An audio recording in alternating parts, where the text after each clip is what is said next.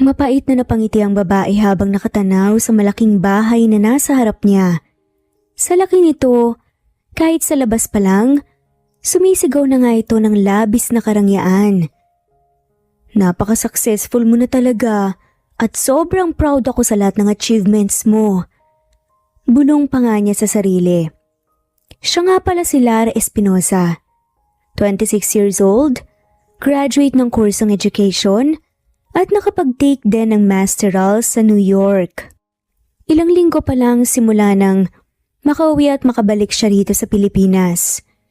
Sa totoo lang ay may maganda at maayos na nga siyang trabaho sa New York, pero mas pinili niyang bumalik dito dahil kahit pa ilang taon nang lumipas ay ginugulo pa rin ang isip niya ng isang malaking kasalanang nagawa niya noon. Okay Lara, relax. Bulong ulit niya sa sarili bago huminga ng malalim at kumuha ng lakas ng loob para maglakad palapit sa malaking gate ng bahay. Good morning! Nakatanggap ako ng tawag mula sa sekretarya ni Atty. Macho Hidalgo kagabi. Ang sabi pwede daw ako magpunta ngayon para sa interview. Mababa ang boses na saad niya sa guard. Ah, kayo po ba yung nag-a-apply na tutor ma'am? Tugon ng guard. Kaya marahan siyang tumango. Sige po, pasok po kayo. Sakto nasa loob pa po si sir. Pero ma'am, warningan ko lang po kayo ah. May pagkaswail po kasi yung batang tuturuan nyo. Pabulong na saad pa nga nito, kaya tipid na nga lamang siyang ngumiti. Sa totoo lang, yun din ang sinabi ng sekretarya ni Machu sa kanya kagabi. Kaya rin daw, walang tumatagal na tutor at maging yaya ang bata dahil sa ugali nito. Pero wala siyang pakialam. Basta ang alam nga niya ay gusto niyang mapalapit sa mga to kasi gusto niyang may magawa at makabawi nga sa malaking kasalanan na nagawa niya. Hindi na nagdalawang isip pa si Lara na humakbang papasok sa loob at maglakad palapit sa pinto kahit pa sobrang lakas ng kabog ng dibdib niya sa kaba. Malos! Attack! Chase the ugly witch! Narinig niyang sigaw ng isang bata maya-maya pa kaya agad siyang natigilan. Nang napalingon siya ay nanlaki ang mga mata niya nang makitang isang kulay white na chihuahua na tumatakbo palapit sa kanya at tumatahol na para bang handa na nga itong atakihin siya. Hala siya! Saad nga ni Lara dala ng gulat. Tapos ay mabilis na tumakbo paalis.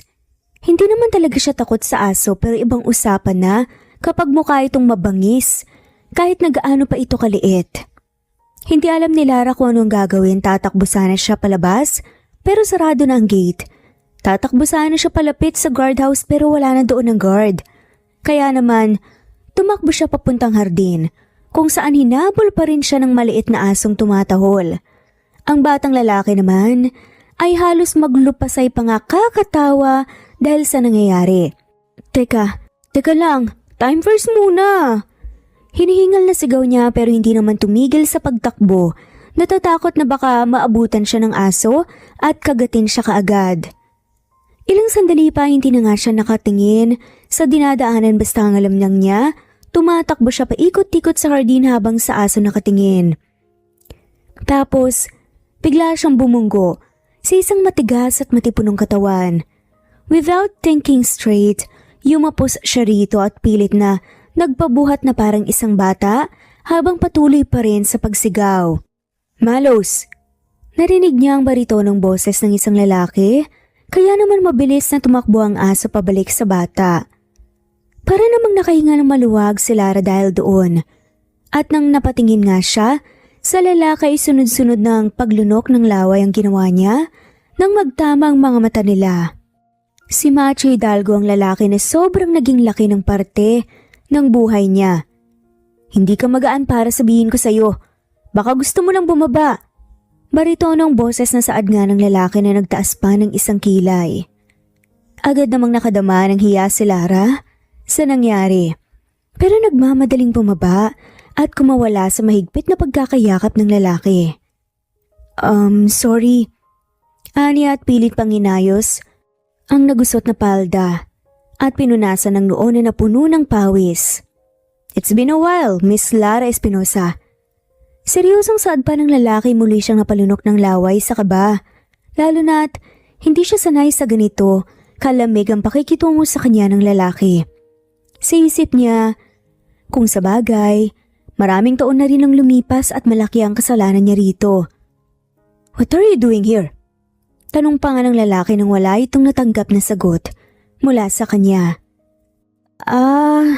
Tinawagan kasi ako ng sekretarya mo kagabi. Nandito ako para mag-apply bilang private tutor ng ni Mati, anak mo. Puno pa rin ang kaba, nasagot niya. Kaya naman pautalo-talo siya. Tumangot ang lalaki. "So ikaw pala ang tinutukoy niya. I guess it's my fault kasi masyado akong nagtiwala sa sekretarya ko na hindi ko na muna tinanong ang pangalan ng aplikante. I'm sorry if I wasted your time. But you may go now. Hindi ko ipagkakatiwala sa iyo ang anak ko. Hindi ko kailangan ng isang kagaya mo." Malamig at mahanghang, nawika ng lalaki tapos tumalikod na. Siya naman ay napasinghap at parang nag-ugat sa kinatatayuan dahil doon. Hindi siya agad nakapag-react. Pero nang makabawi, dali-dali niyang hinabol ang lalaki. Nagulat pa nga siya nang biglang magpakarga o magpabitbit sa kanya ang anak nga nitong lalaki habang hinahabol nga niya ang ama nito. Teka lang naman. Hindi mo pa tinitignan ang CV ko. Oo nga po, Daddy, hindi niyo pa po tinitignan ang CV niya. Panggagaya pa nga ng batang lalaki. May ilang years na teaching experience ako sa mga prestihiyosong paaralan sa New York. O kita mo na, Daddy, nag-aral pa daw sa New York. Ngulit pa ng cute na bata. At may master's degree pa ako. May master's degree pa daw po pala eh. Teka, ano po yun? Makulit na panggagaya pa talaga ng bata sa kanya. Napailing na nga lamang si Matthew. Kaya kinuha na nga lamang siya ng mayordoma dahil sa pangungulit nga ng bata. Humagik-gik pa nga ang cute na bata. Napailing-iling nga ang lalaki. That's exactly my point. May teaching experience ka naman pala at magandang credentials. Kaya bakit nagtsatsaga ka na maging isang private tutor kung kaya mo namang maghanap ng mas maganda at maayos na trabaho na may mas malaki pang sweldo? Tugon ng lalaki nagtaas naman ng isang kilay. Wait, don't tell me may iba ka pang rason kung bakit gusto mong maging tutor ng anak ko. Dagdag pa nga nito, tapos mayabang nang umisi, kaya literal siyang napanganga. Ha? Nabablangkong tanong nga niya. Miss Lara Espinosa, kung ano man ang balak mo, kaya nagpakita ka pa ulit sa akin pagkatapos ng maraming taon, just drop it. Wala kang mapapala sa akin. At mas lalong wala akong panahon na muling makipaglaro sa mga tao na basta na lang nawawala. Madiing dagdag pa nga ng lalaki. Hindi naman sa ganun. It's just that wala pa akong balak na bumalik sa pagtuturo sa mga schools. Since kauuwi ko lang, gusto ko lang din masubukan na maging private tutor. Pagsisinungaling nga niya.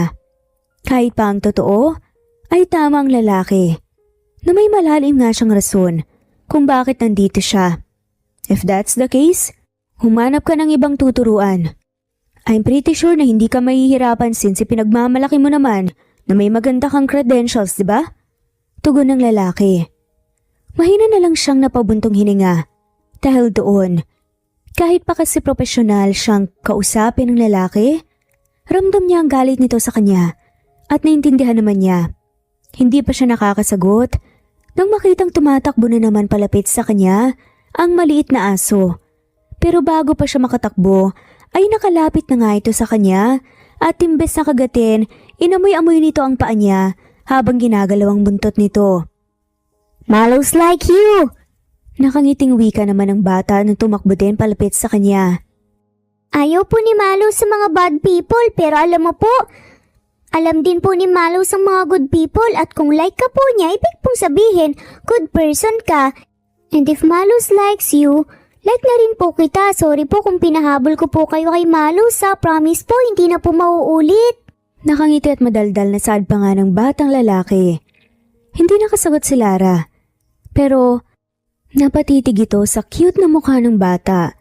Pakiramdam niya, nanginginig ang buong katawan niya. Naninikip ang dibdib. Gusto niyang umiyak at gusto nga niya itong yakapin, pero pilit niyang pinigilan ang sarili. Kayo po bang magiging tutor ko? You're hired na po. Malawak ang ngiti na sad pa nga ng bata. Hindi anak. Hahanap si Papa ng ibang magtuturo sa'yo. Yung mas magaling. Agad na sagot pa nga ni Matthew bago muling tumingin kay Lara. Makakaalis ka na. And do a favor for me. Please, huwag ka nang babalik ulit dito. Mahina pero madiin na dagdag pa nga nito. Pero Papa, gusto po siya ni Malos eh. Kaya gusto ko na rin po siya. Promise po Papa, hindi na po ako magiging makulit. Hindi ko siya itutulak sa pool. Hindi ko po hahaluan ng dog food ang food niya. Hindi ko po siya tatakotin kapag gabi at saka makikinig po ako lagi sa kanya. Nakanguso na saad naman ng bata. I said no. Now go back inside. Pinalpa nga na wika ni Matthew tapos ay hinila na papasok sa loob ng bahay ang bata. Muli na lang napabuntong hininga si Lara dahil sa nangyari. Itong pagiging tutor sana ng batang si Matty ang tanging paraan niya para mapalapit sa magama. Pero mukhang malabo na at hindi niya alam kung ano pa ang ibang magagawa niya para maging parte ng buhay ng mga to. Paano nga ba naging parte si Matthew ng buhay niya noon? Well, they were high school sweethearts. Naging magkaklase sila mula noong first year high school. Naging magkaibigan at noong third year na sila, kahit mga bata pa sila, ay niligawan siya ng lalaki. Ang tiyahin ni Matthew ang tanging kasama nito sa buhay dahil maaga itong naulila sa magulang. Si Lara naman ay nanay na lang ang kasama dahil maaga rin nawala ang papa niya. Parehong mag-isang anak, parehong nanggaling sa mahirap na pamilya, pero parehong may pangarap kaya naman nagkakasundo sila sa maraming bagay. Nung first year college na, ay saka sila nagkaroon ng relasyon. Ganun pa man ay iniintindihan nilang pareho na mga bata pa nga sila, kaya mas focus pa rin nila ang pag-aaral.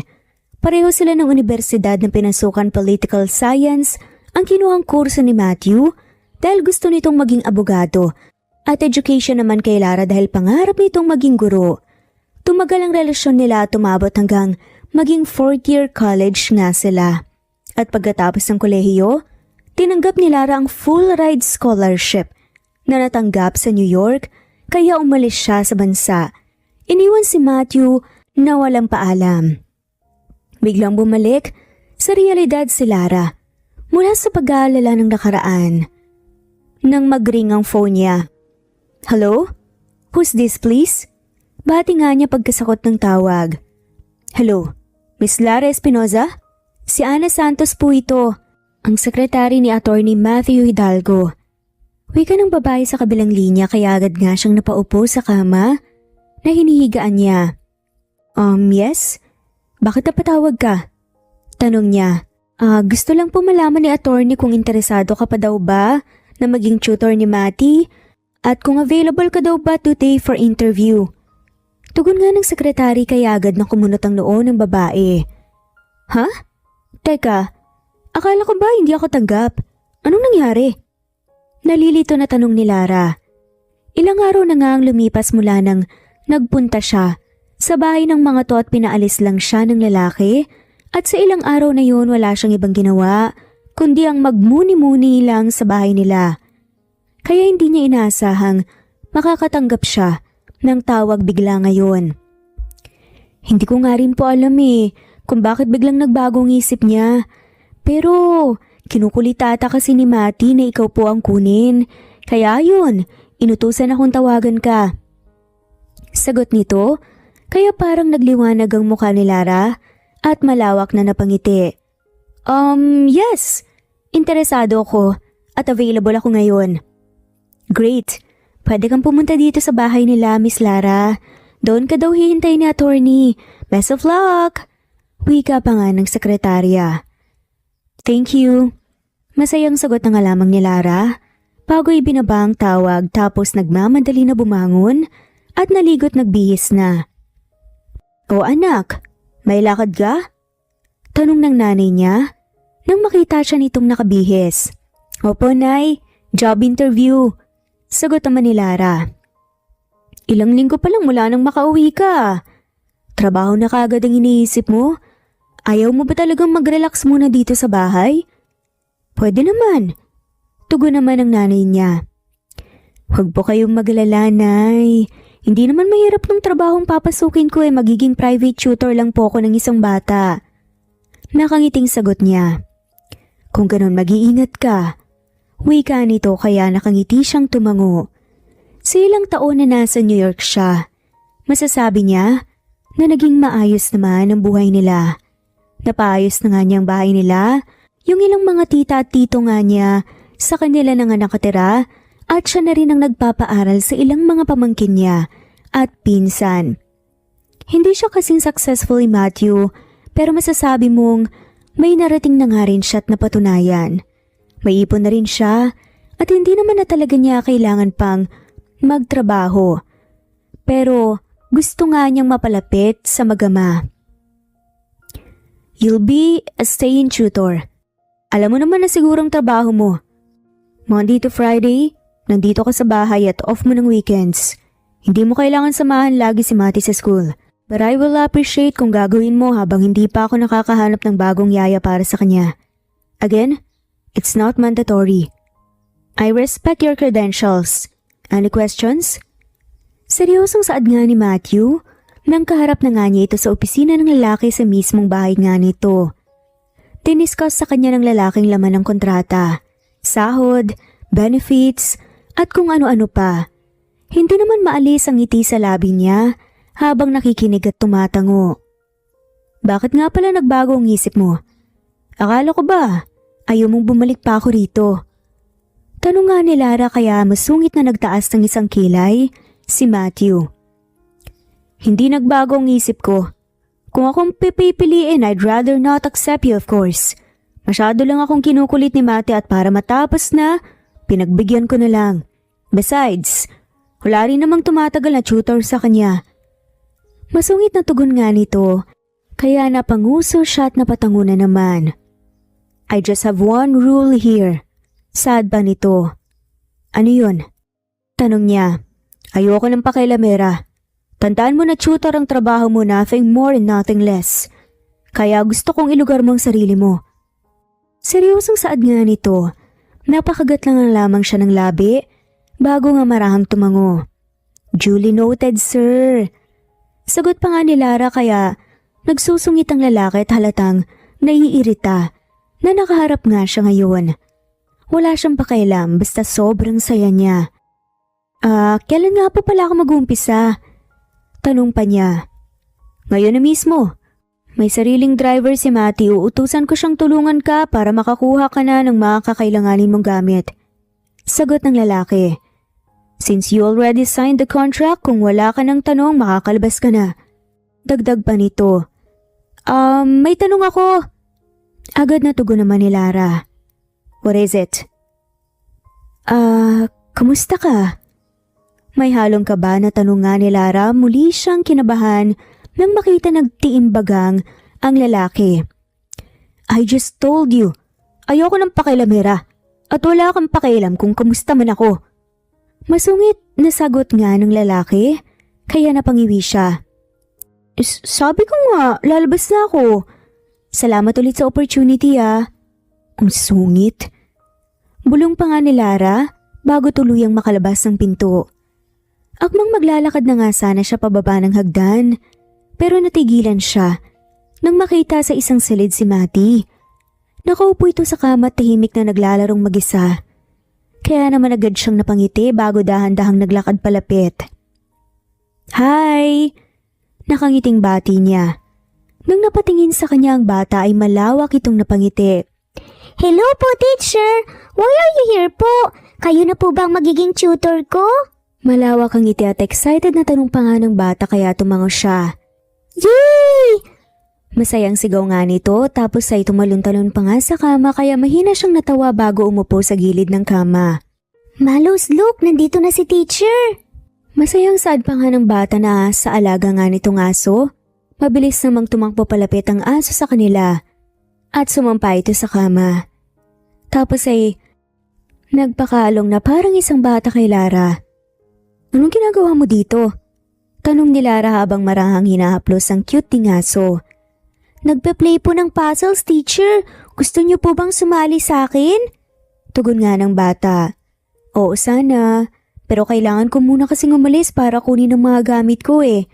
Hindi bale, pagkabalik ko magpe-play tayo. Pwede ba ako magtanong? Tanong pa nga niya. Yes po, what is it po? Tugon nga ng bata. Nabanggit ng papa mo na kinulit mo daw siya kasi ako ang gusto mong maging tutor. May I ask why? Mahinahon niyang saad. Like I said po, gusto po kasi kayo ni Malus. Magaling pong magbasa ng people si Malus eh. Alam po niya kung good po ang isang tao o kung bad po. At ayaw po niya ng mga bad people, yung mga previous teachers at yaya ko po kasi ayaw ni Malus eh. Kasi po lagi po silang nagme-makeup ng makapal at nagpapakit lang kay Papa. Kaya ayaw ko rin po sa kanila. Pero kayo po, gusto po kayo ni Malus kaya gusto ko na rin po sa inyo. Hindi na po ba kayo galit kasi po pinahabol ko po kayo kay Malus? Sorry po ah. Promise po, hindi ko na po uulitin. Hindi naman po kayo kakagito ni Malus eh kasi good boy din po siya. Saad pa nga nito. Hindi na ako galit. In fact, thankful nga ako sa inyo ni Malus kasi meron na akong work ngayon. Sagot niya na muling nagpangiti sa bata. Yay! Friends na po tayo nila Malus ha? Alam niyo po si Malus lang po ang lagi kong kalaro dito sa bahay. Pero dahil nandito na po kayo, tatlo na po tayong playmates. Inosenteng saad pa nga ng bata. Sa totoo lang hindi niya inaasahan na makukuha kaagad niya ang loob ng bata lalo pat sinabi ng sekretarya ni Matthew, maging ang guard na may pagkasuwail nga ito. Pero sa nakikita niya parang hindi naman. Baka namimili lang ito ng mapapalapit sa buhay niya. At may walls lang ito at boundaries. At dahil sa nangyayari, pakiramdam niya ay may plano nga ang tadhana para sa kanila. Hindi bale habang ako ang tutor mo, lagi tayong maglalaro.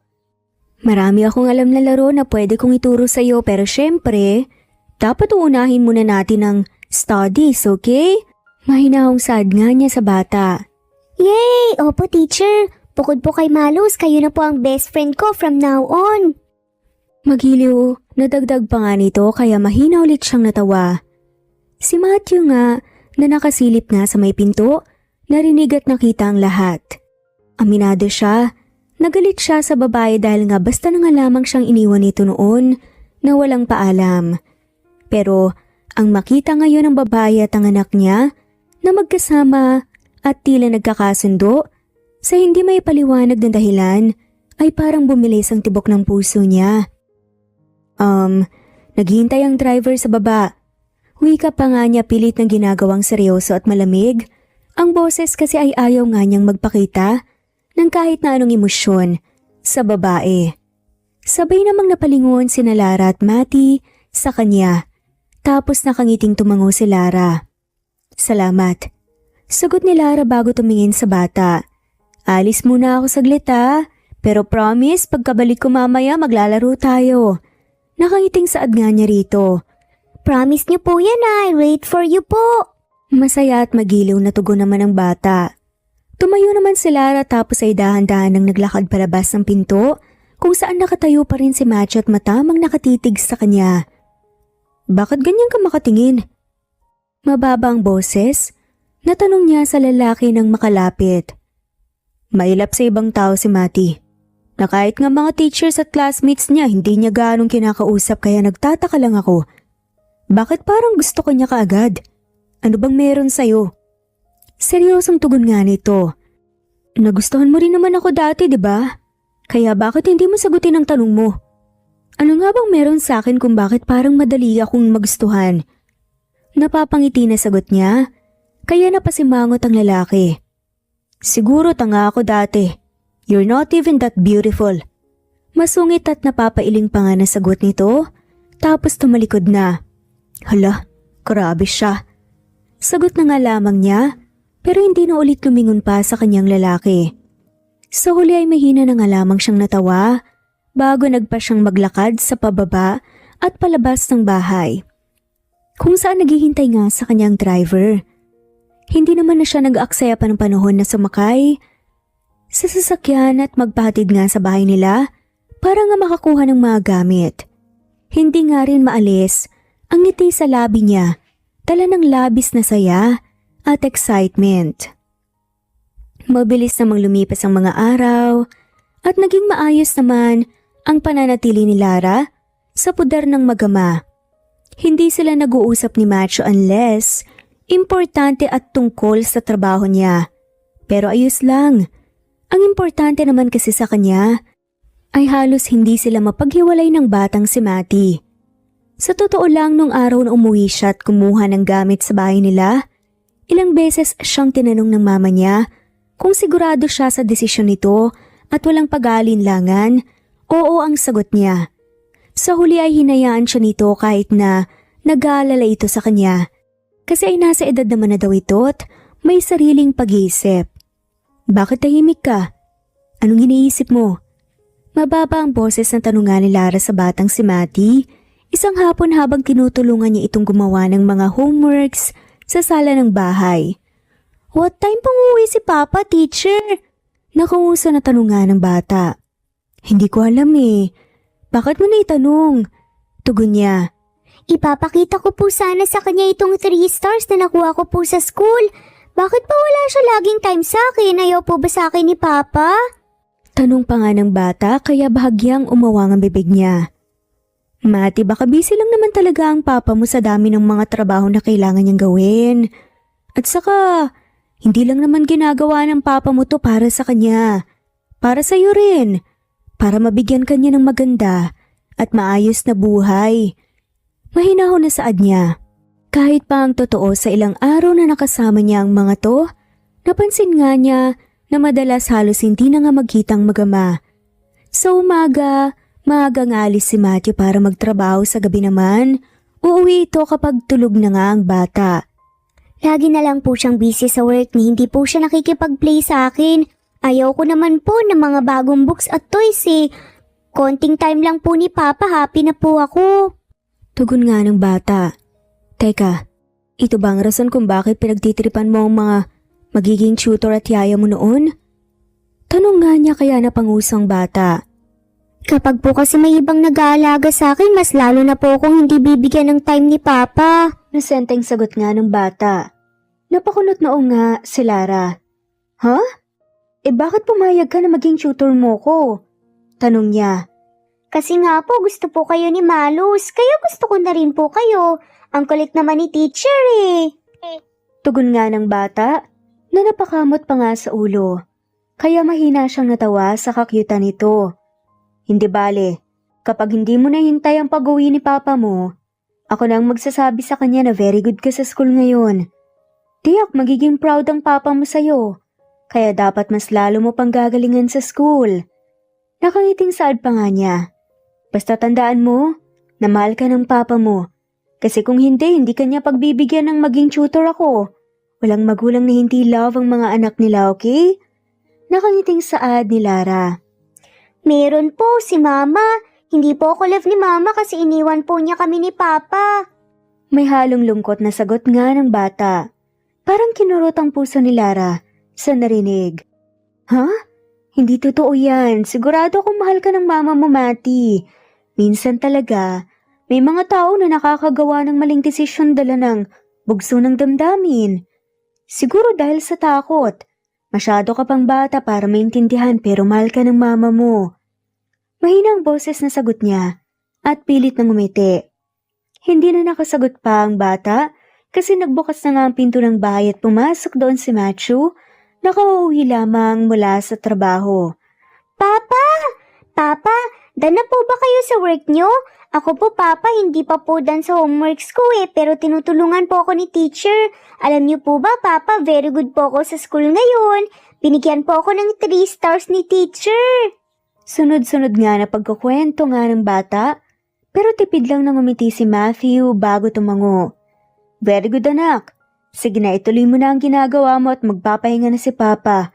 Pagod kasi ako sa trabaho Mababa ang boses pero nakangiting sagot naman ni Matthew sa bata na marahan pang hinaplos ang ulo nito bago naglakad papuntang ikalawang palapag ng bahay na hindi man lamang niyayakap ang anak. Nakita ni Lara kung paano napanguso ang batang si Matty na mukhang nalungkot pa habang sinusundan ng tingin ng ama. Kaya naman mabilis nga siyang lumapit sa bata at niyakap ito. Baka pagod lang talaga sa work ang papa mo, hindi bale. Mas galingan pa natin sa school tapos kapag hindi busy ang papa mo, ayain natin siyang mag-play o kaya pumasyal. Gusto mo ba yon? Nakayiting saad niya sa bata, tipid naman itong ngumiti sa kanya bago tumango. Okay po, teacher. Sagot na nga lamang ng bata bago bumalik na sa lamesita para magpatuloy sa paggawa ng homeworks nito. Sandali pa natapos na nga rin naman nila ang ginagawa. Halika na sa taas. Tutulungan na kitang maghilamos para makatulog ka na. Maaga pa ang pasok mo bukas. Paganyaya nga niya sa bata. Teacher, binata na po ako. Kaya ko na pong maghilamos tsaka magbihis po ng mag-isa. Sagot nga ng bata kaya natawa siya. Sabi ko nga, basta wag mong kakalimutang mag-brush ng teeth, okay? Halika, sasamahan na lang kita hanggang sa kwarto mo. Natatawa na tugon naman niya. Sa bata at sabay na nga silang umakyat, papuntang kwarto. Sure ka, hindi mo na kailangan ng help ni teacher? Napapangiti na tanong pa nga niya nang makarating na sila. Opo, teacher, binata na po kasi ako. Mayabang na tugon pa nga ng bata, kaya muli na nga lamang siyang natawa. Siya, sige dito lang ako basta kapag need mo ng help, magsabi ka lang. Saad niya pinanood pa nga ang bata na maglakad papunta sa banyo na nasa kwarto nito. Bago sila pumasok sa kwarto ni Matty, napansin ni Lara na nakabukas nga ang pinto ng kwarto ni Matthew. Hindi niya alam kung anong pumasok sa isip niya, pero dahan-dahan siyang naglakad palabas ng kwarto ng bata para puntahan ng lalaki. Attorney, hindi na nagawang ituloy pa ni Lara ang sasabihin pagkasilip kasi niya ng pinto, ay bumungad na nga sa kanya si Matthew na walang kahit na anong suot at mukhang kagagaling lamang sa pagligo, kaya naman napasinghap siya't mabilis na tinakpan ng mata gamit ang magkabilang kamay. What the? Uso naman kumatok. Hindi mo ba alam yun? Singhal sa kanya ng lalaki na mabilis pang hinila ang kulay white na towel para ipulupot sa bewang nito. Ha? Anong magsara ng pinto? Feeling model yarn? Baka nakakalimutan mo na may kasama ka sa bahay. Dagdag pa nga niya. Ano namang pakailan mo? Bahay ko to. Ano ba kasing kailangan mo ha? Bakit ka nandito? Iritadong tanong pa nga nito bago sumagot, ay pasimpleng sumilip si Lara para masiguradong nakatapis na nga ito nang makita ang tuwalyang nakapulupot sa bewang ng lalaki. Sa kanya inalis ang pagkakatakip ng kamay sa kanyang mga mata. Ano kasi, baka naman pwede mong bigyan ng kaunting oras si Matty. Saad ng babae na ikinakunot ang noon ng lalaki. Anong gusto mong palabasin? Na dahil busy ako masyadong pinapabayaan ko na siya? Sinasabi mo ba na wala akong kwentang ama? Seryosong tanong pa nga nito. Naku, hindi hindi naman sa ganun. Agad ng depensa niya. Then good. Kasi hindi ba sinabi ko naman sa'yo na ayoko ng pakailamera? Git pa ng lalaki. Look, alam kong galit ka sa akin dahil sa mga nangyari noon. Alam ko na ayaw mo akong makausap o makaharap man lang. At okay lang yun. Naiintindihan ko kasi alam ko ang kasalanan ko sa'yo. At oo, alam kong ayaw mo sa pakailamera. At ayaw akong makialam. Pero pwede bang hayaan mo muna akong magsalita? Nakausap ko siya kanina, hinihintay ka niya kasi gusto niyang ipakita sa'yo yung mga stars na nakuha niya at sabihin sa'yo na very good siya sa school. Alam mo ba na tinanong niya ako? Kung ayaw mo daw ba sa kanya? Kasi lagi ka daw walang time sa kanya. Pero pinagtanggol pa rin kita. Sinabi ko na intindihin ka niya kasi busy kang tao. At para sa kanya rin naman ang ginagawa mo. Sinabi rin niya sa akin na ayaw niya ng mga bagong laruan at libro na binibigay mo. Na konting oras mo lang ang gusto niya. Pero kaninang sinalubong ka niya, ganun lang ang reaksyon mo? Ano ba naman yung sabihan mo siya ng proud ka sa kanya, di ba? Tapos yakapin mo siya. Mahabang dagdag nga ni Lara, kaya nagtiimbagang na nga lamang ang lalaki. Tapos ka na? Seryosang sabi nga ni Matthew sa kanya. Napabuntong hininga si Lara. Matthew, alam ko na wala ako sa lugar para sabihin to. At sorry kung nangihimasok ako. Pero sana wag mong hayaan na dumating ang araw na lumayo ang loob sa'yo ng bata. Kasi mahirap kung sa huli ka magsisisi. Kasi ako, Sobra ko nagsisi na natakot ako at basta na lang umalis. Dagdag pa niya sa kaliwang bahagi ng isip niya. Nang biglang, Teacher, I'm done na po! narinig nilang sigaw ni Matty, kaya hindi na nakasagot nga si Matthew na halatang nagulat sa mga sinabi ni Lara sa kanya. Si Lara naman ay tumalikod na para balikan sa kwarto ang batang si Matty. Nang nakabihis na nga rin pantulog ang bata, ay sinamahan niya ito sa kama. Ang aso namang si Mallow ay dumiretso nga sa higaan sa lapag na nakalaan para dito. Nahalatang ready na nga ring matulog at napaka-cute din. Sasamahan ka muna ni teacher dito hanggang sa makatulog ka, gusto mo ba yon? Nakangiti at mababang boses. Nasaad pa niya bago marahang hinalikan sa noo si Matty na nakahiga nga sa kama. Thank you po, teacher. Promise po, magkakampi po tayo palagi Dito na lang po kayo forever kasama ko. At wag niyo na po sana akong iiwan dito. Sad naman ng bata. Kaya malungkot siyang umiti bago tumango. Sabay pa silang napalingon sa may pinto nang pumasok doon si Matthew na nakapadyama at sando pa. Matutulog ka na ba, anak? Mababa ang boses na tanong nga nito nang makalapit at makaupo sa gilid ng kama. At agad na pangiti si Lara. Tapos ay napatitig nga sa gwapong mukha ni Matthew na ngayon ay nakaharap sa anak. Alam kasi niya na napaisip ang lalaki sa mga sinabi niya kahit papaano, kaya nandito ito ngayon. Yes po, Papa. Mahina ang boses na sagot naman ng bata. Pagpasensyahan mo na si Papa kung madalas akong walang time sa'yo Busy lang kasi talaga sa work at lagi akong pagod. Hindi bale. Hahanap ng paraan si Papa para makapag-day off tapos papasyal tayo. Kahit saan mo gusto. Nakangiting saad pa niya. Para namang nagliwanag ang mukha ng bata sa narinig bago masayang tumango. Talaga po, Papa? Yay! Thank you po! Masayang sagot pa nga nito. Good night and I love you po, teacher and Papa. Sagot ni Matthew sa anak. Para namang bumilis at lumakas ang tibok ng puso ni Lara sa narinig. Na ngayon ay nakatitig pa rin sa gwapong mukha ng lalaki. Hindi naman para sa kanya ang I love you ni Matthew, pero parang kiniliti ang tiyan niya ngayon. I love you too. Halos pabulong at wala sa sariling sagot pa niya. Kaya kumunot ang noo ng lalaki na napatingin sa kanya. Agad naman siyang naubo nang mapagtanto kung anong sinabi. Tapos ay peke pang tumawa at tumingin sa batang si Matty. I love you too, Matty. Tama, para sa'yo yun. Agad na bawi niya. Napahagigik naman ang bata sa narinig. Samantalang si Matthew ay napailing na nga lamang bago hinalikan sa noo ang anak. Sleep well, anak. Saad pa nga nito bago tumayo at naglakad palabas ng silid. Nang wala na nga ang lalaki, ay mariing napapikit si Lara dala ng hiyang nararamdaman dahil sa nangyari. Teacher, bakit po red face po ninyo? Kinikilig po ba kayo kay Papa? Crush niyo po ba si Papa? Nakangisi na panunokso pa nga ng bata sa kanya. Ha? Hindi Ikaw talaga kabata-bata mo, imbento ka. Halos sige matulog na. Sagot na nga lamang niya at muli na nga lamang napahagikgik ang batang si Matty bago ipinikit ang mga mata. Sa sumunod na araw, 6:00 yun ng umaga nang magising si Lara. Napangiti nga siya pagkalabas kasi nasa hapag na ang batang si Matty at kumakain ng agahan. Nainihanda nga ng isang kasambahay. Good morning po, teacher. Let's eat na po. Nakangiting bati nga sa kanya ng bata nang makita siya nito. Kaya naman hindi na nga siya nagdalawang isip pa na umupo rin sa tabi ng bata.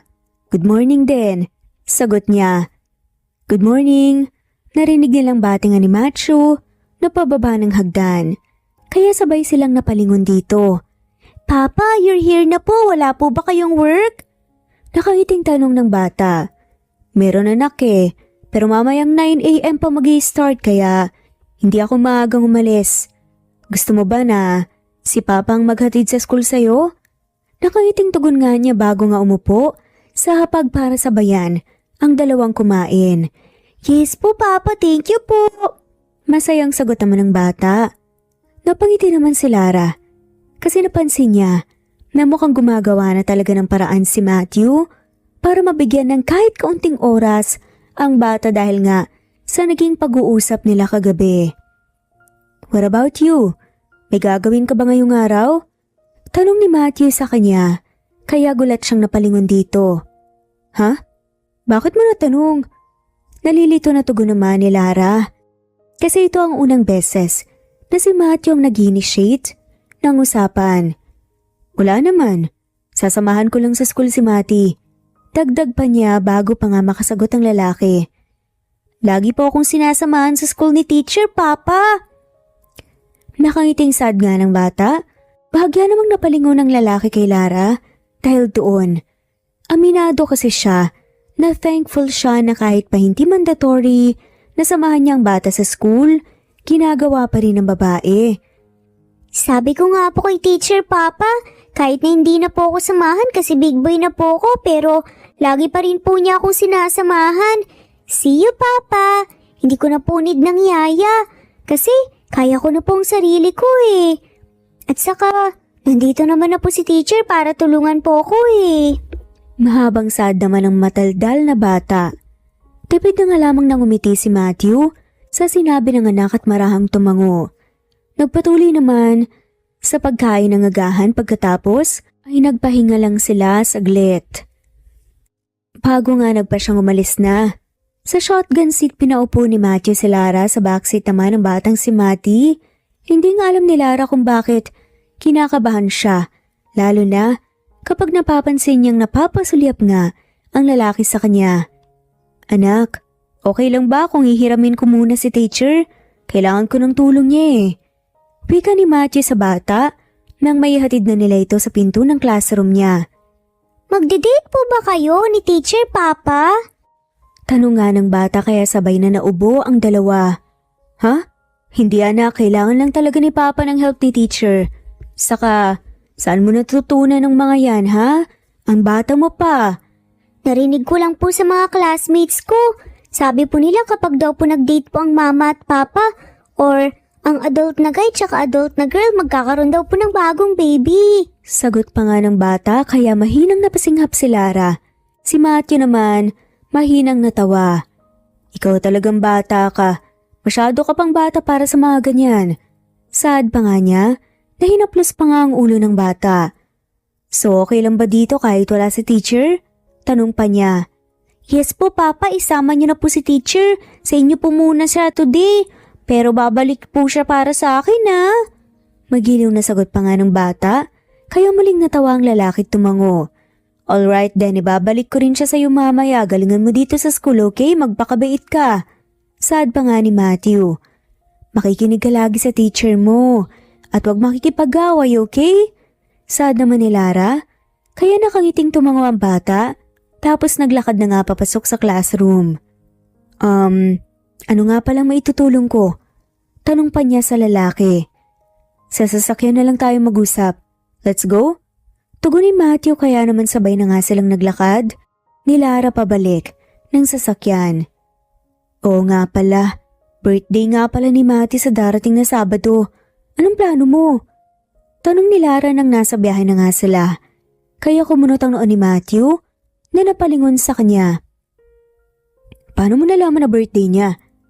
Tanong ng lalaki, kaya saglit na natigilan nga si Lara at kinabahan. Nabanggit niya kasi sa akin. Alam mo naman, matalino siyang bata. Pagsisinungaling niya. Yes, ito nga ang rason kung bakit isinama kita. I know na day off mo ng weekends pero hindi ko kasi alam ang gagawin ko regarding the celebration. Kaya ihingin ko sana ang tulong mo. Sad naman ng lalaki, kaya nakangiti siyang tumango. Okay lang, may kaibigan akong event organizer, pwede natin siyang puntahan. Pero alam mo, sa tingin ko mas ma-appreciate ni Mati kung kayong dalawa lang magkasama. I mean, pwede mo siyang ipasyal like beach outing or out of town, mga ganun. Parang quality time nyo na rin together. Sagot niya. Saglit na muna tigilan si Matthew na parang nag-iisip bago marahang tumango. Tignan muna natin ang mga options. Pwede naman tayong mag-beach outing sa weekends at i-reschedule ang meetings ko. Wika nga ni Matthew. Tayo? Kunot noong tanong naman ng babae. Matty likes you. Sa tingin mo ba papayag yun na kaming dalawa lang ang aalis kung sakali? Of course not. Mas magiging masaya siya na kasama ka. Unless may ibang plano ka this weekends. Ayos lang naman, siguradong maintindihan naman niya. Sagot ni Matthew, kaya mabilis siyang umiling. Hindi naman sa ganun. Wala naman ako ibang plano. Game naman ako.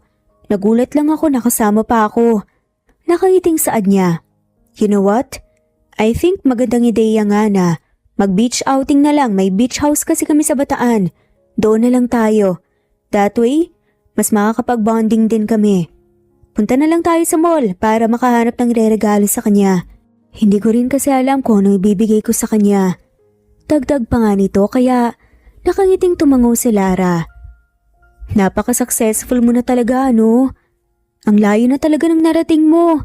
At sa maniwala ka't sa hindi, sobrang proud ako sa lahat ng napatunayan mo sa buhay at sa lahat ng meron ka ngayon. Alam ko na, pinaghirapan mong lahat ng yun. Nakangiti at mababa ang boses. Nasahad niya. Thank you. Sagot naman ni Matthew.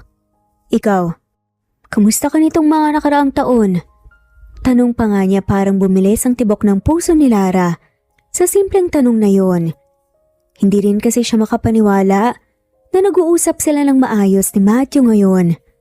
Okay lang, hindi naging madali, maraming nagawang pagkakamali pero patuloy na natututo. Sagot niya, hindi kasing successful mo pero naging masaya rin naman na ako. Sa narating ko, lalo na, alam kong nabigyan ko ng komportableng buhay si nanay. Dagdag pa nga niya, Matthew, sorry nga pala.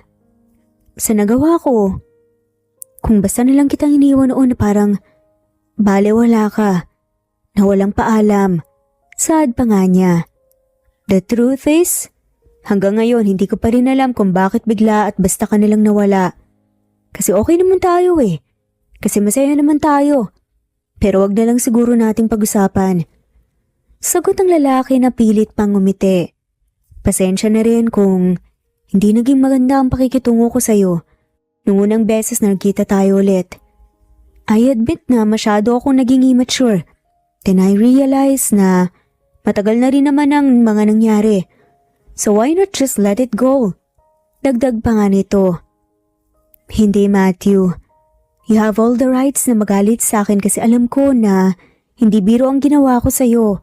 Wala kang ibang ginawa kundi ang mahalin ako at suportahan. Tapos ganun pa ang naging sukli ko sa'yo. Yan ba ang rason kung bakit bumalik ka? Mababa ang boses na tanong pa nga ng lalaki. Sa totoo lang hindi kasi ako naniniwala na gusto mo lang masubukan na maging private tutor. May maganda kang credentials at madali sa'yong makahanap ng magandang trabaho. Kaya alam ko na may iba kang rason kung bakit bumalik ka sa buhay ko. Dagdag pa nga nito. Parang ganun na nga. Kahit pa ilang taon nang lumipas, hindi ako pinapatahimik ng konsensya ko dahil sa malaking pagkakamali na nagawa ko. Kaya nagpasya akong umuwi dito sa Pinas. Nag-research tungkol sa'yo. Nang makita kong naghahanap ka ng magiging private tutor ni Matty, sa isip ko, baka ito na ang chance para makausap ka, para makahingi ng dispensa, ng sorry. Mahabang sagot pa nga niya. Thank you for being honest, Lara. Okay na yun. Kung ito ang makakapagpagaan ng loob mo, pinapatawad na kita. Nakangiti at puno ng sinseridad, nasaad naman ni Matthew. Mapait na napangiti si Lara sa narinig. At hindi na nakasagot pa nang ipinarada nga ni Matthew ang sasakyan sa parking ng isang mall. Pero sa isip niya, hindi niya alam kung totoong mapapatawad pa siya ng lalaki kapag nalaman nito ang mas malaking lihim na itinatago niya. Mabilis na dumating nga ang weekends, tuwang-tuwa nga ang batang si Matty nang malaman ang tungkol sa beach outing nila. Kaya naman habang nasa biyahe silang tatlo, hindi maalis ang ngiti sa bata at hindi rin matigil sa kakadaldal. Wow, ang ganda rito. Sa inyo talaga to? Ang laki ah. Namamangha na sa adaman ni Lara pagkarating nila habang nakatanaw sa malaking bahay. Yup, first time din ni Mati dito, ako naman. Bihira ring makapunta. Pero may katiwala naman na naglilinis dito. Naisip ko kasi na habang maaga pa mas maigi yung nag-i-invest na ako sa mga properties. Halina kayo sa loob. Paganyaya pa nga niya kaya naman pumasok na nga sila sa loob. Magandang beach house. Sumisigaw ito ng labis na karangyaan. Kumpleto din ang gamit sa loob. Sa taas naman ay may 3 kwarto. Siyempre si Matthew sa master's bedroom at tig-isa naman si Lara at ang batang si Mati na 2 pa. Nang matapos ayusin ang mga gamit, ay bumaba na nga rin naman sila ulit. Tumiretso sa likod nga ng bahay kung saan may swimming pool at overlooking ang asul na dagat. Papa, pwede na po ba akong mag-swim? Please po, Papa. Nakanguso na pakiusap nga ng excited na bata mamaya pa. Kain na muna tayo ng lunch, anak. Tapos pwede ka nang mag-swim. Nakangiting sagot niya rito, kaya magilaw na tumango ang bata. Maya-maya pa ay dumating na nga ang katiwala dala ang maraming pagkain na ipinahanda ni Matthew dito. Bukod doon ay may birthday cake din para sa batang si Mati. Mas lalong lumawak ang ngiti ni Mati nang magsimula na nga silang ipakanta ito ng happy birthday song. Happy birthday, anak! Nakangiting bati ni Matthew sa bata pagkatapos. Happy birthday, Mati! Bati naman ni Lara. Thank you po, Papa. Teacher, sobrang happy ko po. Sagot pa nga ng bata. Make a wish na tapos blow the candle. Sa dulit ni Matthew nakangiti naman nilang pinanood ang bata na ipinikit ang mga mata. I wish po na sana lagi na pong maraming time si Papa na makipag-play po sa akin. Tapos sana hindi na po alis si teacher at forever na po namin siyang kasama. I wish din po na sana lagi po kaming healthy lahat. Sad pa nga ng bata bago hinipan ng kandila sa cake. Hindi naman maalis ang ngiti sa labi ni Matthew at Lara dahil sa narinig. Akala ng iba ay so ilinga na bata si Mati dahil sa mga kalokohan nito, pero mabuti pala talaga itong bata na naghahanap lamang ng kalinga at atensyon. Gusto mo na bang buksan ang mga gifts namin sa'yo, anak? Excited na tanong pa nga ni Matthew. Maraming biniling gifts ang papa mo sa'yo, Mati. At syempre meron ding gift sa'yo si teacher. Nakaiting segunda naman ni Lara. Wow! Thank you po, Papa, teacher, pero later na lang po. Kain na muna po tayo, excited na po kasi ako mag-swim eh. Sagot ng bata, kaya yun ang ginawa nila. Dahil din doon ay napagtanto ni Matthew na tamang sinabi ni Lara sa kanya na hindi material na bagay ang makakapagpasaya sa anak. Kung hindi, ang kahit na konting oras lamang na maibigay niya rito. Nang matapos, ay nagpahinga na nga sila saglit bago nang ulit muli ang batang si Mati na maligo na nga sa dagat. Kaya naman wala nga silang nagawa kung hindi ang pagbigyan nito. Mauna na kayo doon, magpapalit lang ako saglit. Saad ni Matthew, kaya yun ang ginawa nila. Agad namang tumiretso sila Lara at ang batang si Mati sa dagat para maligo at magkulitan nga doon. At pagkaraan ng ilang minuto, ay nagpasya naman silang gumawa ng sandcastle. Papa, dito na po, sali po kayo sa amin! Malakas na sigaw ng nakangiting si Mati, maya-maya pa. Kaya bahagyang napalingon si Lara sa likod niya. Mahina naman siyang napasingap ng makita na isang khaki shorts lang ang suot ni Matthew. Wala itong damit pang itaas. Kaya naman litaw na litaw ang maganda nitong pangangatawan na parang sinadya talaga ang pagkakahulma. Tapos ay may suot pa nga itong shades. Kaya naman, mas lalo itong nagmukhang artista. Teacher, bakit naka-open po ang mouth niyo? Bulong naman ng makulit na bata sa kanya kaya peke siyang umubo at nag-iwas ng tingin. Ha? Hindi ah. Agad na depensa naman niya. Teacher, red po ulit yung face niyo. Puna pa ng bata. Hindi na nga siya nakasagot pa kasi ay dumating na nga si Matthew na agad dumupo sa buhanginan. Sa tabi niya mismo. Papa, alam niyo po ba? Crush po kayo ni teacher. Nakanguso nga na saad ng bata kaya napasinghap si Lara. Si Matthew naman ay mayabang na nakangisi tapos tumingin kay Lara. Really? Tila na nga akit na saad pa nga nito. Hoy, hindi Wala akong sinabing ganun, ikaw talagang bata ka, imbento ka kahit kailan. Puno ng kaba naman na depensa ni Lara. Pero sabi nila, hindi daw nagsisinungaling ang mga bata. Napapangiti na saad naman ni Matthew. Sabi po kasi ng classmates ko, lagi daw pong nagkukulay red po ang face ng girl kapag nakikita daw po nito ang crush niyang guy. Si teacher po laging nagkukulay red yung face po niya kapag nakikita po si Papa. Kaya crush po niya kayo, Papa. Sad pa nga, ng madaldal na bata kaya mahinang natawa si Matthew. Kulay pula nga ang mukha mo, are you sick? Tanong pa nga kunwari nga ni Matthew kay Lara.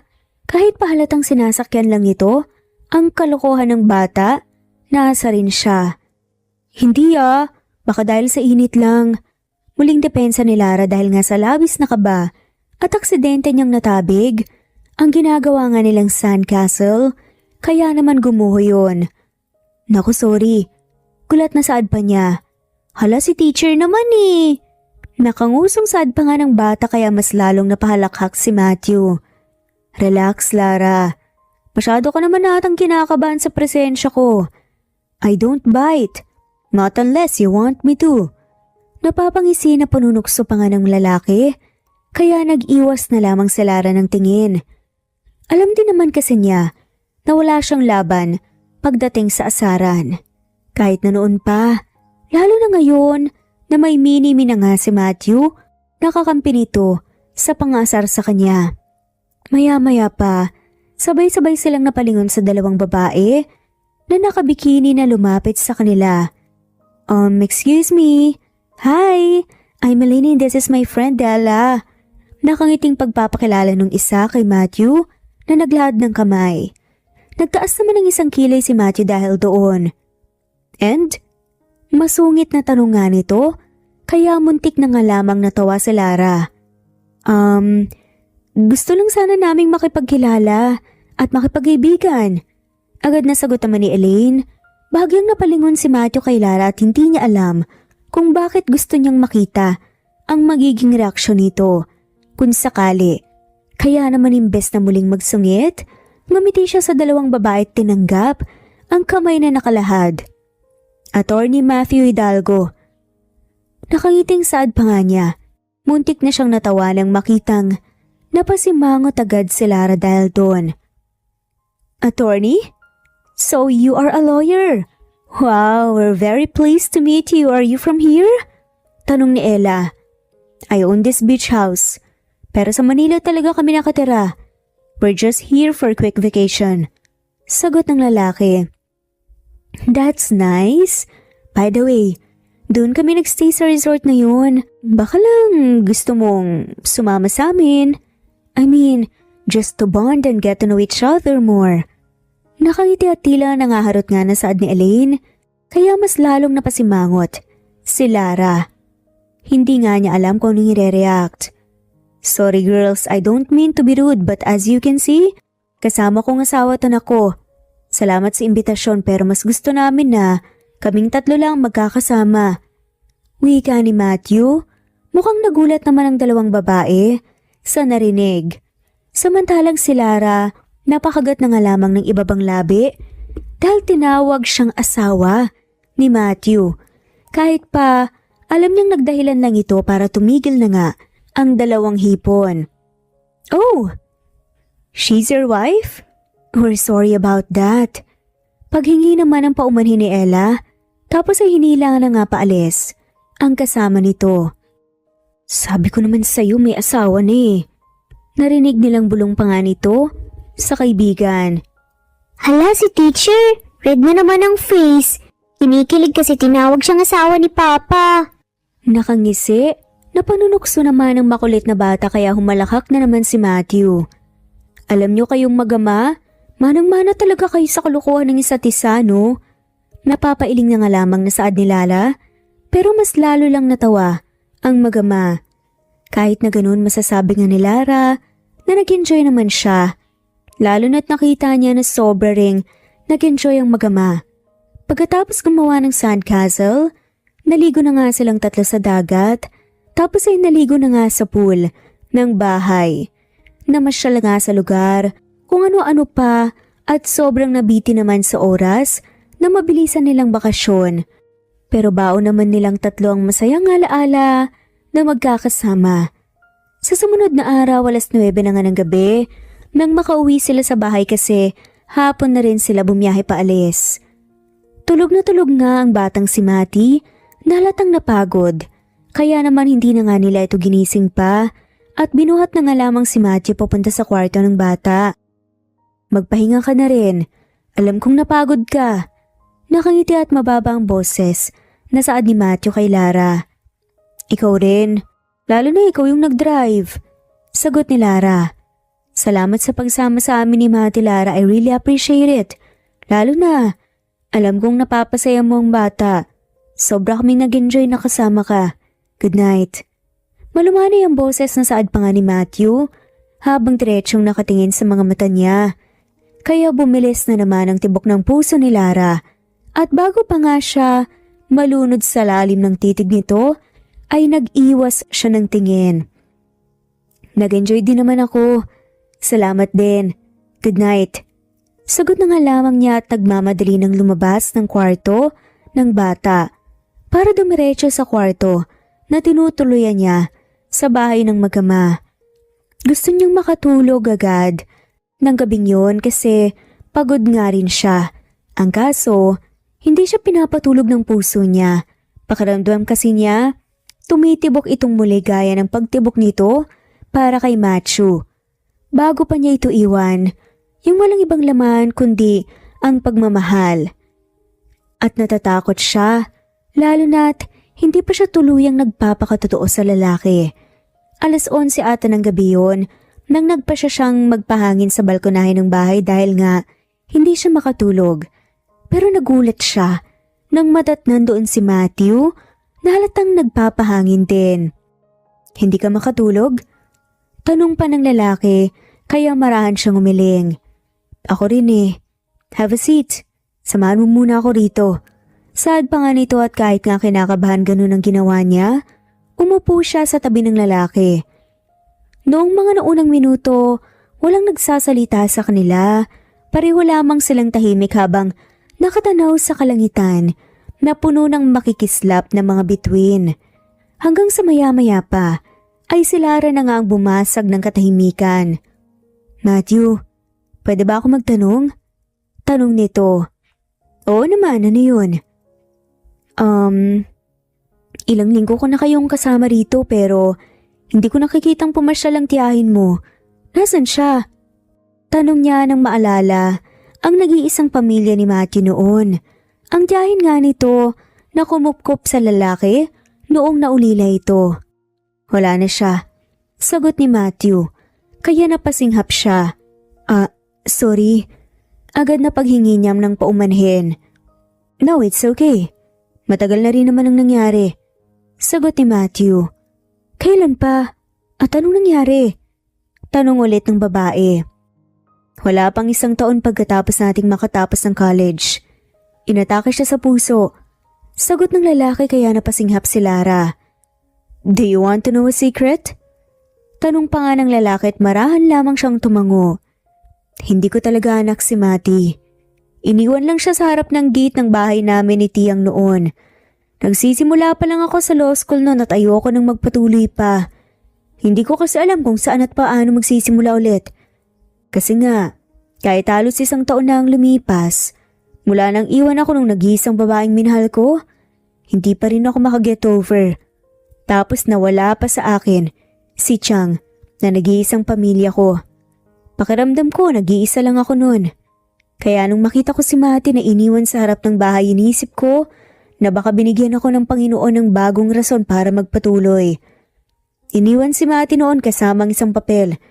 Nakalagay sa papel ang birthday niya at ang pakiusap na ituring ko siyang anak.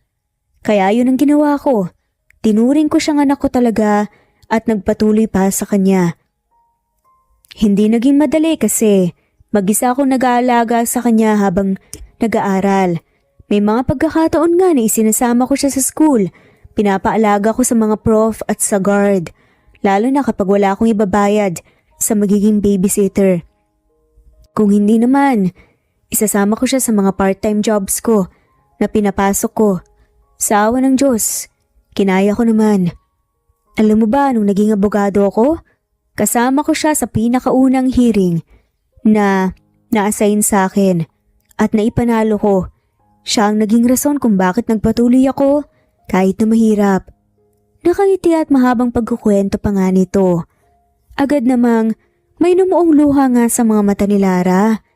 Kasi hindi niya inakala na sobra palang nahirapan ng lalaki, pero pinigilan niyang tumulo ang luha na yun. Ayaw niyang makita ni Matthew na umiiyak siya. Ikaw, kamusta ang naging journey mo nitong mga nakaraang taon? Tanong pa nga ng lalaki pagkaraan ng ilang minutong katahimikan. Hindi ako tuluyang naging masaya. Hindi ako kailanman pinatulog ng maayos ang konsensya ko. Wala sa sarili na sagot niya habang malungkot na nakatitig sa kadiliman ng gabi. Sa totoo lang, kahit na ngayon, ganun pa rin. Halos pabulong na dagdag pa nga niya at nagulat naman siya nang maramdamang hinawakan ni Matthew ang kamay niya, kaya napatingin siya rito. Lara, kung tungkol to sa pag-iwan mo sa akin noon, okay na ako. Okay na tayo like what I said. Napatawad na kita so don't beat yourself up about it anymore. Nakangiti at puno ng sinseridad na sagot nga ni Matthew. In fact, masaya nga ako na bumalik ka eh. Dagdag pa nga nito kaya napalunok ng laway ang babae. Look, alam ko na masyadong mabilis para sabihin to pero nakita ko kung paano mo itinuring si Matty.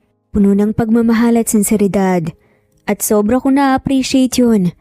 Masaya ako na dumating ka sa buhay namin. Dahil sa'yo, nagkaroon ng isang babae na tumayo na parang ina niya. Dagdag pa nga nito. Hindi makasagot si Lara pero mas lalo siyang kinabahan nang masumigpit ang pagkakahawak ni Matthew sa magkabilang kamay niya habang nakatitig pa rin sa mga mata niya. Aminado ako na sobra akong nagalit sa'yo kasi basta mo na lang akong iniwan noon. Pero wala na talaga sa akin yun because right now, mas gusto ko mag-focus sa kasalukuyan sa mga magagandang bagay na pwede pang mangyari sa hinaharap. Alam mo, akala ko na wala na yung nararamdaman ko sa'yo noon. Pero sa bawat araw na nakakasama kita, unti-unting bumabalik yun. I'm really happy that you are here and I want to try again. Hindi lang para mabigyan ng buong pamilya si Matty, kundi dahil gusto ko ulit makaramdam ng saya at pagmamahal. Dagdag pa nga ng lalaki. Nangakmang ilalapit na nga ni Matty ang mukha niya kay Lara para dampihan ito nang halik sa labi ay mabilis na umiwas ang babae at tumayo. Hindi mo alam ang sinasabi mo, Matthew. Saad pa nga nito at takmang maglalakad na nga paalis pero marahang hinigpit nga ni Matthew ang pagkakahawak sa braso niya kaya muli siyang napatingin dito. Alam ko ang sinasabi ko. Gusto ko talagang subukan ulit.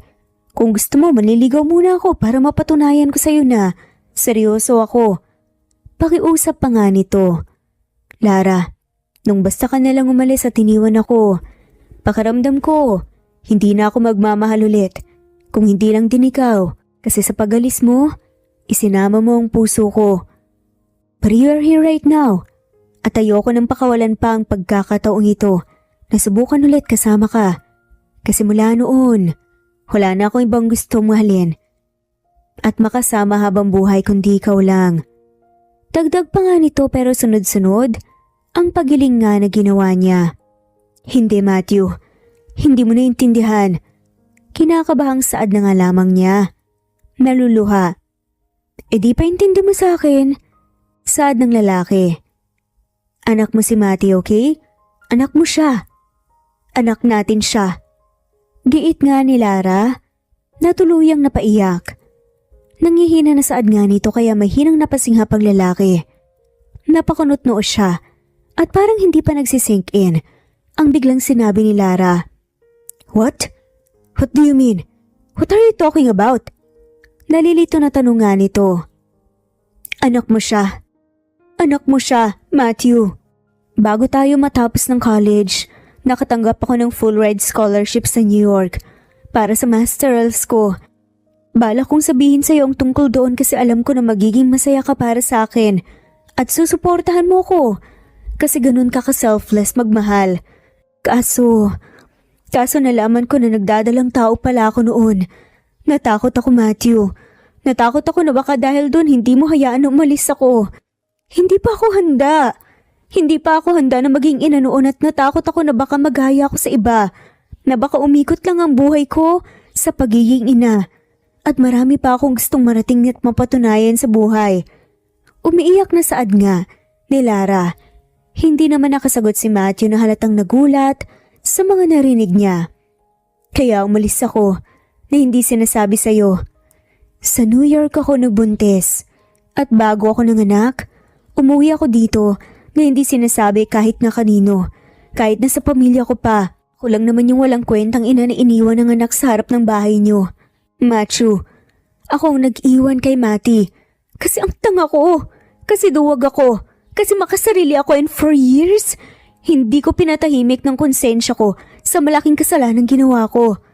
At ito ang rason kung bakit bumalik ako. Kahit na hindi ko alam kung handa na ba akong harapin ang magiging galit mo sa akin kapag nalaman mong totoo. Kasi kahit pa alam kong huli na, gusto kong makilala si Mati. Gusto kong mapalapit sa kanya. Gusto kong maging parte ng buhay niya. Patuloy nga sa pagluha na saad pa nga nito. Nagtiimbagang na nga lamang si Matthew sa kanyang narinig. Pakiramdam niya ay naging malinaw na nga sa kanyang totoong rason kung bakit bigla na nga lamang itong bumalik sa buhay niya. Kung bakit tila magaan ang loob ng bata dito at kung bakit alam nito ang birthday niya. Sorry Matthew, I'm really sorry. Alam ko na walang kapatawaran ang ginawa ko. At sorry kung naging makasarili ako at hinayaan ka na mag-isang maghirap sa pagpapalaki kay Mati. Aminado ako na masaya akong kasama ka, kayo ni Mati at oo, gusto ko rin na mabigyan ng buong pamilya ang bata.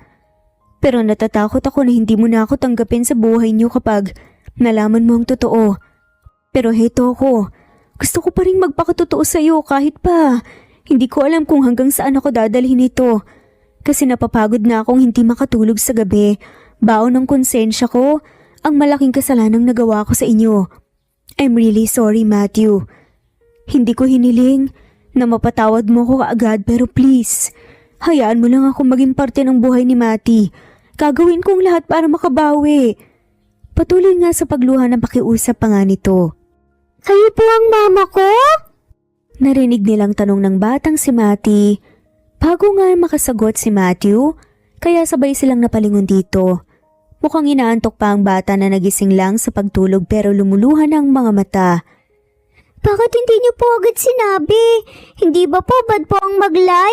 Akala ko po best friend po tayo. Bakit mo ko iniwan?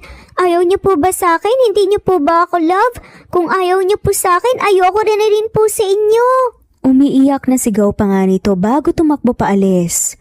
Mati, hindi sa ganoon. Anak, teka lang. Ani nga ni Lara takmang hahabulin na nga sana ang bata pero hindi na nga niya nagawa. Nang marahang hinigit nga ni Matthew ang braso niya. Nang napatingin siya sa mukha ng lalaki, ay nakita niyang lumuluhan na nga rin ang mga mata nito. You're right. Sarili ka nga talaga, Lara. Anong karapatan mong magdesisyon sa kung paano ko tatanggapin ang sitwasyon noon? Para magawa mo sa amin ni Mati to, ha? Sa tingin mo ba? Dahil lang magkakaanak na tayo, pipigilan na kitang maabot ang mga pangarap mo? Napakamakasarili mo. Mahina pero puno ng diin nga at hinanakit na saad pa nga nito. Tapos ay nagsimula na ngang maglakad paalis. Matthew, teka lang please. Mag-usap muna tayo, nakikiusap ako. Umiiyak na pakiusap nga niya at hinabol pang lalaki. Wala na tayong dapat pag-usapan pa, Lara. Madiing sagot naman ni Matthew na dumiretso nga sa kwarto ng anak na si Mati. Alam mo, tanggap ko ang ideya na ako lang ang sinaktan at tiniwan mo eh. At handa akong kalimutan ang sakit na dinulot mo sa akin noon at mahalin ka ulit. Pero para ipagkait sa akin ang totoo na anak ko pala talaga si Mati, maging ang basta mo na lang pag-iwan sa kanya, yun ang hindi ko matatanggap. Wala ka dito nung mga panahon na naghirap kami, nung mga panahon na kailangan niya ng isang ina. At hindi naman ata pwede na basta ka nalang babalik kung kailan maayos ang buhay namin. I'm sorry, Lara. Pero parang hindi ko kaya natanggapin pa sa buhay namin ng anak ko ang kagaya mo. Pack your things, Lara. Pagkagising namin bukas, ayaw na kitang makita pa. Puno ng diin at galit na saad pa nga nito, bago padabog, na isinara ang pinto. Madiin namang napapikit si Lara dahil sa nangyari. Sobrang bigat ng puso niya, sobrang sakit sa pakiramdam. Pero naiintindihan naman niya ang pinanggagalingan ng mag-ama. Naiintindihan niya ang galit ng mga ito sa kanya kasi kahit saang anggulo titingnan, ay siya ang mali dito. Siya ang umalis, nagsinungaling at nang iwan.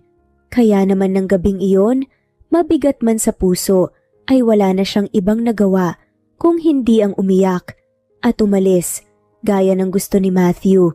Kasi pakiramdam niya, mas magiging maayos ang buhay ng mag-ama kung hindi siya magiging parte nito.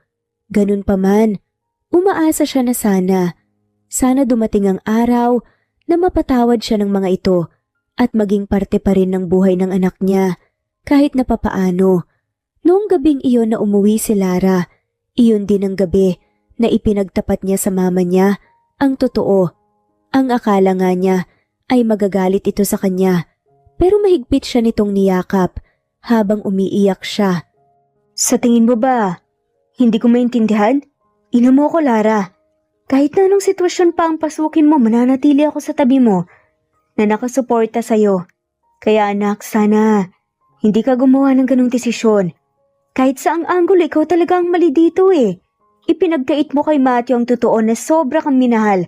Tapos, inabandona mo ang anak mo. Wika nga ng mama niya. Pero sana anak, kahit na gaano kasakit, huwag kang sumuko. Naniniwala ako na darating ang araw na mapapatawad ka ng mag-ama mo. At habang hindi pa dumarating ang araw na yon, ipakita mo sa kanila kung gaano ka nagsisisi. Iparamdam mo sa kanila ang sinseridad mo. Dagdag nga ng ina ng babae.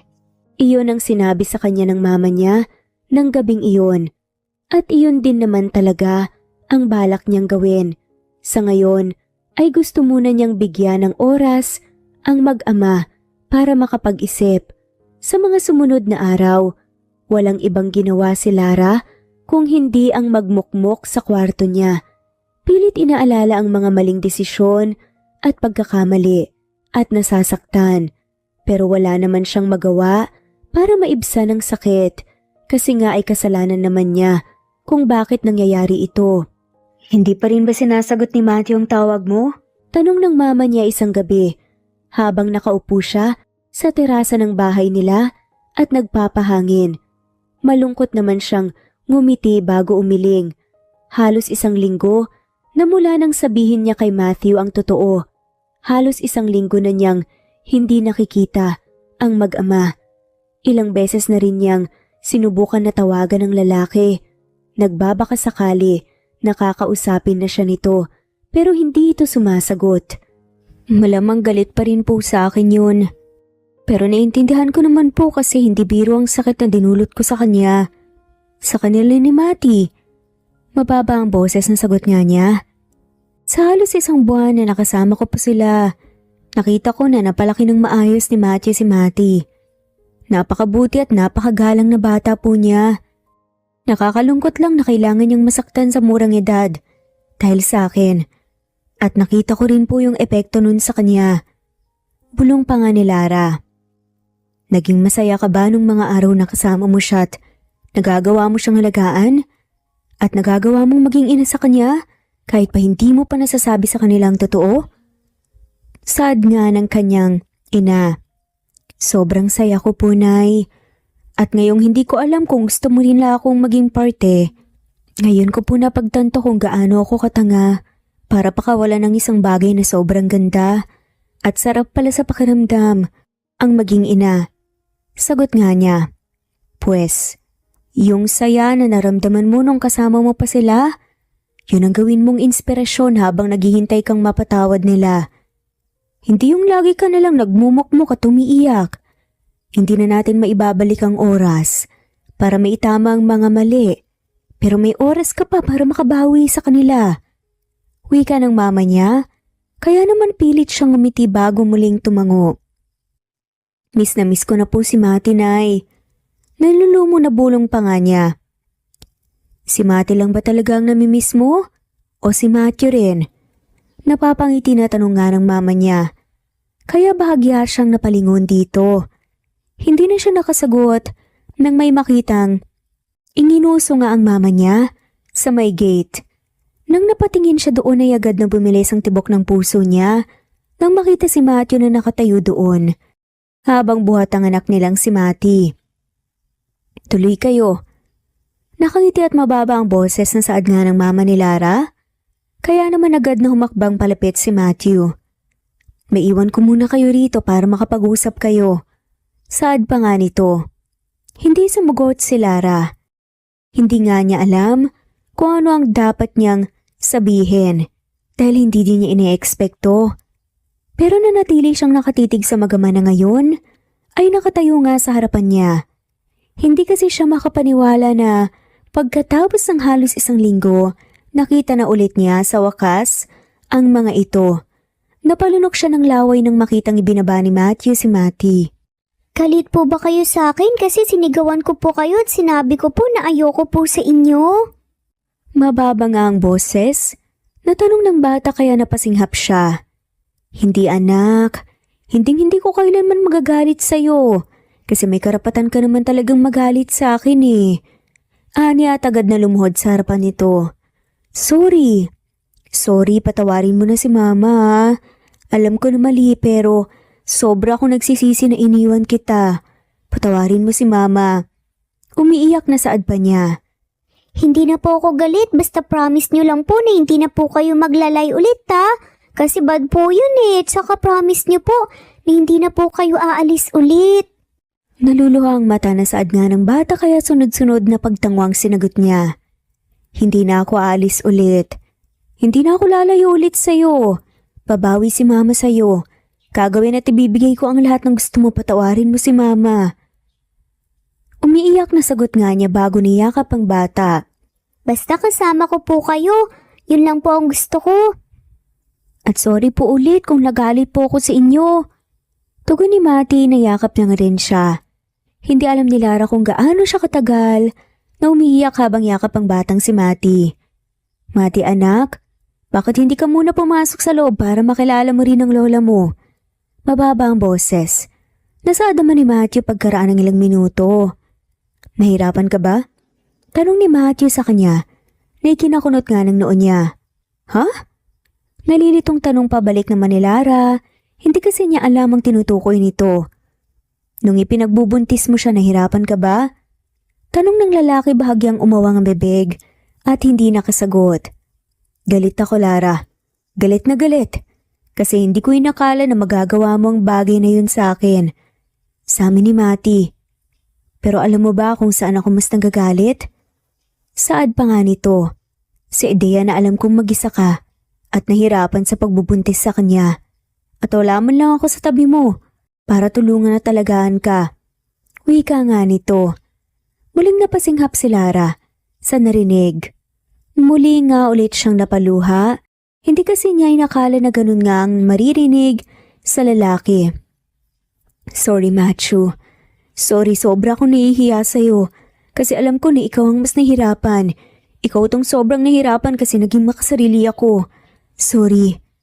Pulong niya at napayuko pa nga pero laking gulat niya nang bigla siyang niyakap ni Matthew. Gusto kitang saktan para lang maramdaman mo yung sakit at hirap na naramdaman ko, Lara. Pero mas masasaktan ako sa ideya na nasasaktan ka. Wala eh. Masyado mo akong binaliw. Pulong ng lalaki na mahigpit nga ang yakap sa kanya. Wala namang ibang nagawa si Lara kundi ang umiyak habang nakatago ang mukha sa matipunong dibdib ng lalaki. Galit ako, Lara. At nasasaktan. Emosyonal na bulong nga nito.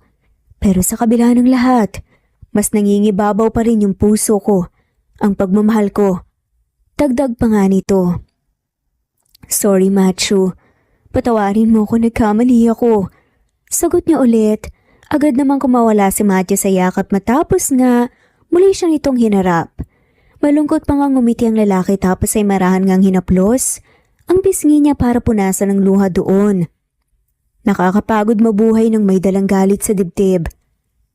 Wika nga nito at tipid pang ngumiti. Totoo bang nagsisisi ka sa ginawa mo? Kung ganoon, ano ang kaya mong gawin para bumawi sa amin ni Mati? Tanong ulit nito. Kahit ano Matthew, handa akong gawin ng lahat kahit na ano para lang makabawi sa inyo para maipakita sa inyo na sobra akong nagsisisi sa katangahan ko para lang maging parte ng buhay ng anak natin. Sagot niya. If that's the case, pakasalan mo ko. Saad ng lalaki kaya literal nga siyang napanganga. Ha? Gulat at nalilitong tanong niya. Sabi mo, handa kang gawin ng lahat. E di pakasalan mo ko. We have already spent a lot of years apart, Lara. At ayoko nang mag-aksaya pa ng panahon o kahit na ilang segundo lang. Gusto mong maging parte ng buhay namin ni Mati? Yun din ang gusto namin ng anak natin but I want you to marry me. Sagot ng lalaki, hindi lang dahil gusto kong mabigyan ng buong pamilya ang bata, kundi dahil ikaw lang din ang nag-iisang babae na gusto kong pakasalan kahit na noon pa. Dagdag pa nga nito. Pero, hindi ba parang masyadong mabilis, Matthew? I mean, hindi ba dapat galit ka sa akin? Dapat sinisigawan mo ko. Kamuhian, murahin. Kasi yun ang deserve ko pagkatapos ng malaking kasalanang nagawa ko. Sagot niya. Tumango-tango ang lalaki. You're right. Pero gaya nga ng sinabi ko, nakakapagod mabuhay na may dalang galit sa dibdib. Kaya mas pinipili ko na patawarin ka. Mas pinipili ko yung pagmamahal na nararamdaman ko para sa'yo. Tugon ni Matthew. Bakit? Nagbago na ba ang nararamdaman mo para sa akin? Ayaw mo bang maikasal sa akin? Tanong pa nga nito. Siyempre gusto ko. Gustong gusto ko, Matthew. Emosyonal na sagot ni Lara bago yumakap sa lalaki. Promise babawi ako sa'yo. Sa inyo ng anak natin.